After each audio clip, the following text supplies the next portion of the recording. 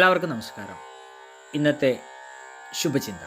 വാക്കുകളുടെ വില അറിയാൻ ഒരിക്കലെങ്കിലും നിശബ്ദരാക്കപ്പെട്ടവർക്ക് മാത്രമേ സാധിക്കൂ.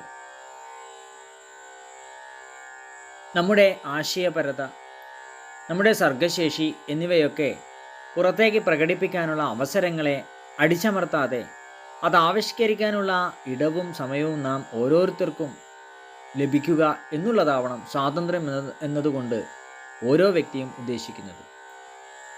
ഓരോരുത്തരും അവരവരുടേതായ രീതികളിൽ വളരെ അതുല്യരാണ്.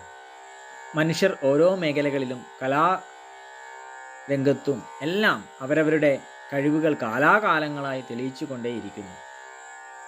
എന്നാൽ കുറച്ചുകൂടി ആഴത്തിൽ ചിന്തിച്ചാൽ ആത്യന്തികമായി ഓരോ മനുഷ്യനും വേണ്ട സ്വാതന്ത്ര്യം എന്ന് പറയുന്നത് അവനവൻ്റെ തെരഞ്ഞെടുപ്പുകളിലുള്ള സ്വാതന്ത്ര്യമാണ്. എല്ലാവർക്കും നന്മകൾ ഉണ്ടാകട്ടെ. എല്ലാവർക്കും ജീവിത വിജയം ഉണ്ടാകട്ടെ. നന്ദി, നമസ്കാരം.